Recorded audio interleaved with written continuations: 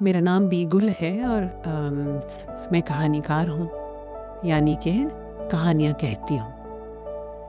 مجھے یہ لگتا ہے کہ تقریباً 15 سال کا عرصہ بیت گیا کہ جب میں نے یہ کام شروع کیا، کہانیاں لکھنی شروع کی،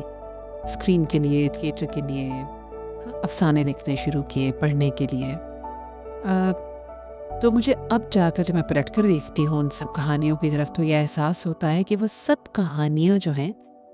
وہ کہیں نہ کہیں میری ان بچپن کی سنی ہوئی کہانیوں سے منسلک ہیں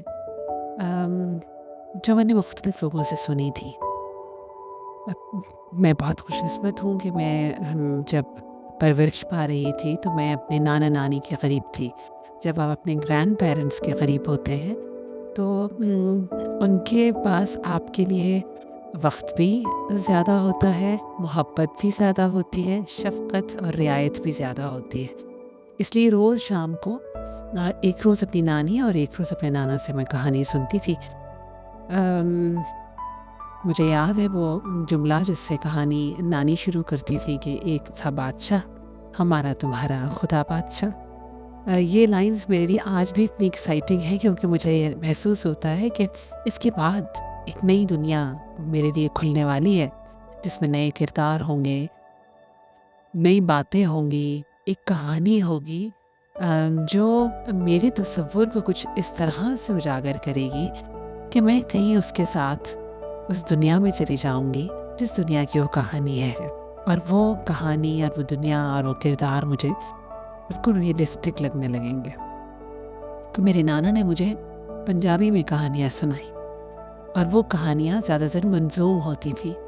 وہ ردم، وہ نظمیہ بیان وہ آج بھی میرے ذہن میں ہے، وہ لفظ مجھے آج بھی یاد ہے، اور مجھے یہ لگتا ہے کہ ہم سب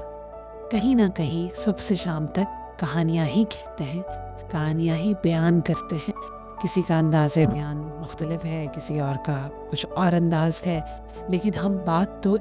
کو سنانے کا جو ایک عمل ہے وہ بہرحال ایک کہانی ہے، کبھی سچی ہے، کبھی جھوٹی ہے، کبھی سچی جھوٹی دونوں ہے۔ تو کہانیاں مجھے اب یہ احساس ہے کہ صرف اور صرف ظاہر ہے بچوں کے لیے ضروری نہیں ہے۔ ہم آج تک جو کتابیں پڑھنے والے لوگ ہیں یا بات کرنے والے ہیں یا فلم دیکھنے والے ہیں یا میوزک سننے والے ہیں، ہم سب کسی نہ کسی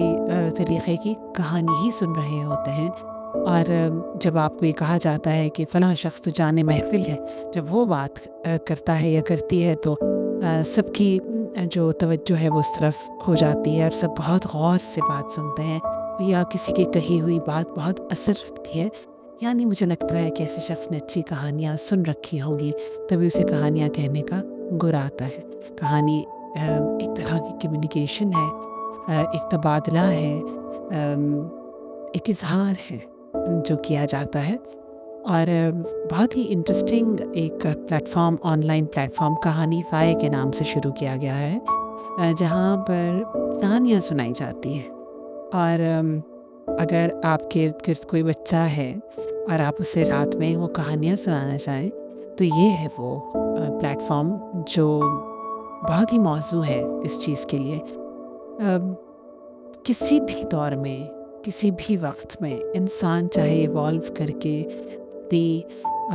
سائنٹیفک ایبلٹیز کے ساتھ بھی کہیں پہنچ جائے، وہ چاہے سائنسی زبان میں بات کرے یا لٹریری زبان میں بات کرے،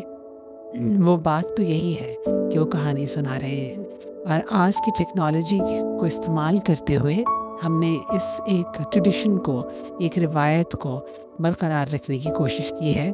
کہانی فائے نے، کہ وہ آپ کو پھر سے ان کہانیوں کی طرف،